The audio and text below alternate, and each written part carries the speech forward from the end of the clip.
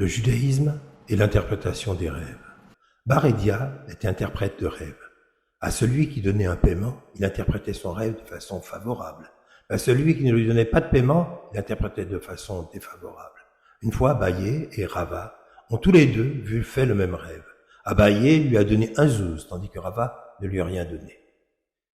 Et ils ont tous les deux dit, « Dans nos rêves, on nous a lu le verset « Ton bœuf sera égorgé sous tes yeux, mais tu ne mangeras pas de sa chair. » À Rava, Barédia a dit, « Ton affaire va s'effondrer et tu n'auras aucun plaisir, à cause de l'immense tristesse de ton cœur. » Et Abaye, il a dit, « Ton affaire va fructifier et tu n'auras aucun plaisir à manger en raison de la joie de ton cœur. » Talmud Brachot 56a, Amud Aleph. Selon les recherches scientifiques les plus récentes, un homme de 70 ans, mon âge, aura rêvé durant 5 années consécutives. Si le sommeil tient dans un tiers du vécu de l'homme, 25% de ce temps-là serait habité par le rêve, un 12e du temps de sa vie. Et peut-on, étant donné l'importance du sujet, réduire ce temps de vie, car c'est bien de cela qu'il s'agit, et de son interprétation à une seule pièce de monnaie. Le rêve n'est-il pas le vécu le plus secret, et peut-être, selon la vision freudienne, le plus impudique, car il est sans contrainte. Il révèle par des symboles à peine cachés, une forêt touffue, une tour, des maisons, une gourmandise. D'ailleurs, durant l'Inquisition, quiconque parle de ses rêves et essaie de les analyser, ainsi que ceux d'autrui, est condamné comme hérétique. Les moines, qui se lèvent tôt le matin et se couchent tard dans la nuit, ont dans leur charte une interdiction absolue de rêver. Et sous Napoléon Ier, une loi est créée qui sera amendée en 1992 seulement, dans le Code Napoléon. Une amende est prévue pour tous ceux qui font métier de deviner, de pronostiquer, d'expliquer les songes. 2 heures par nuit, donc, nous nous habillons avec les symboles et les refoulements de ce que fut notre existence diurne. Pour Freud, l'interprétation des rêves est la voie royale pour parvenir à l'interprétation et à la connaissance de l'âme. Plus tard, il affinera sa théorie. L'analyse onirique est complexe, lente, pour ne pas dire approximative. Et pour le rêveur, le patient allongé confortablement sur le divan, durant le temps de cette détente absence, trouvera le chemin le plus rapide pour accéder au nœud gordien de son existence, comme une manière de rêve éveillé où il se raconte, se dit, se contredit, et dégage une émotion sur les sujets qu'incidemment il traverse, fait cette longue ascension du temps. Chute parfois, se ressaisit, et au fond est tout seul à s'analyser, simplement suivi par l'oreille du maître. Freud nous raconte que lorsque Alexandre le Grand a entrepris son expédition de conquête, il avait dans sa suite les interprètes de songes les plus réputés, les scribes, les oniromanciens, et le pouvoir se pliait à ses visions. Les Indiens d'Amérique du Nord fondaient toute leur liturgie, leur culte sur les rêves, et le chaman, tout à la fois homme de science, médecin et interprétateur, ordonnait des guerres et les chasses. Pour le philosophie bantou, Congo, les rêves sont essentiellement la route qui mène aux disparus et qui permet aux rêveurs, par une cohorte de symboles et de mythes, d'accéder à un message. L'Orient extrême n'est pas exempt du bien fondé de rêves. Le bouddhisme tibétain et ses transmigrations, l'initié pendant son sommeil émet une aura et a la sensation de quitter son corps, font que le rêveur veut atteindre le visionnaire. Du Talmud à toutes les visions universelles, nous sommes d'accord. Le rêveur s'imagine et rejoint un niveau insoupçonné de lui-même. Et si on lui interprète son rêve, ou s'il en décode les symboles, il atteindra une dimension, un envol supérieur dans le vécu. Pour reprendre l'expression de nos sages, on voit le rêve comme à travers un verre dépoli. Où en est-il du judaïsme? Le roi David et Ahitophel, son conseiller, le trahira, donne-le là.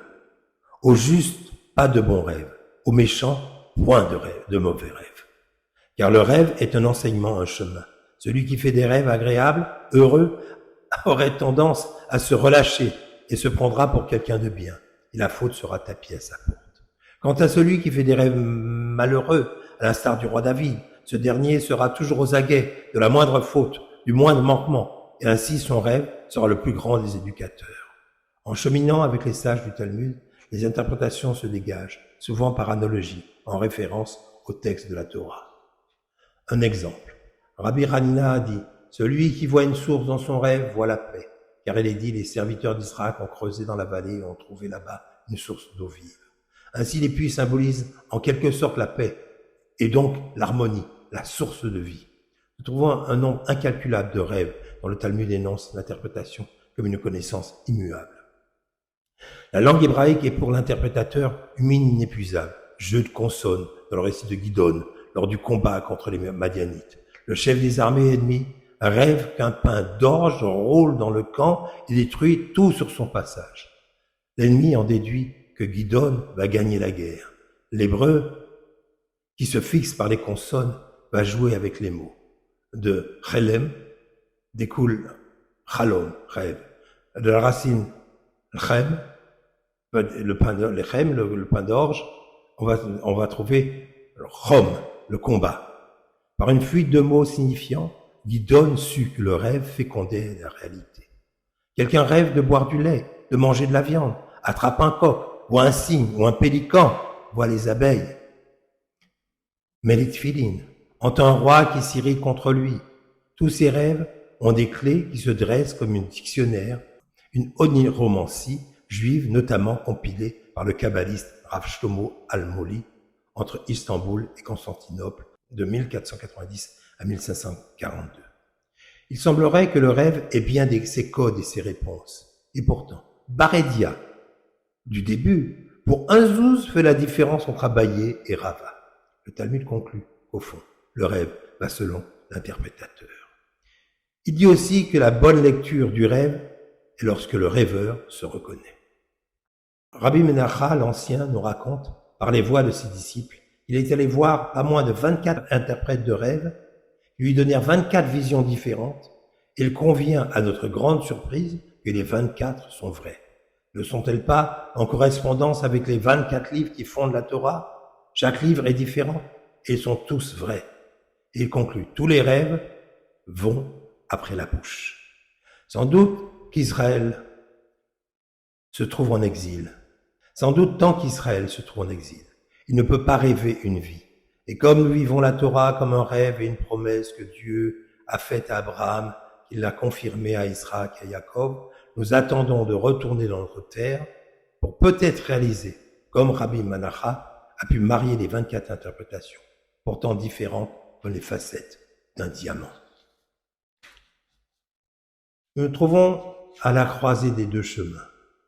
L'un nous révèle que le rêve a un corpus d'interprétation regroupé notamment dans la Gemara Brachot, sans parler de la vision nocturne, où Dieu dit au prophète, dans un songe, je lui parlerai.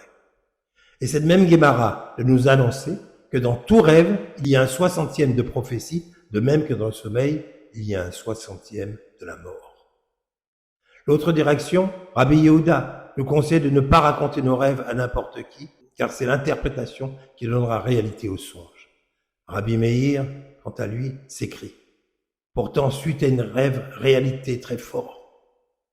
Les rêves n'ont qu'une signification, à Rayot 13b. Les rêves ne font ni monter ni descendre. Il n'en tient aucun compte. Shmuel, lorsque son rêve était bon, disait « Dieu m'a parlé en songe ». Et quand il était mauvais, les rêves n'ont aucune signification. Se pose alors la question de Yosef, ses rêves furent-ils prophétiques? Qu'il fit vis-à-vis du grand échanson et du panetier? Le Talmud de répondre, la réalisation du rêve va immanquablement selon son interprète. Peut-être l'échelle de Yaakov, les anges montent et descendent, Dieu au-dessus de lui, et les rêves de Daniel, le colosse à la tête d'or et aux pieds d'argile, que représente l'empire babylonien, atteignent-ils le prophétique en émanant de l'immense qualité spirituelle de celui qui les interprète? L'inconscient devient surconscient, conscience aiguë de la réalité, car la Torah et son étude offrent notamment à l'homme des possibilités insoupçonnées de vision, de prise de hauteur, qui permettent une connaissance pénétrante du paysage humain.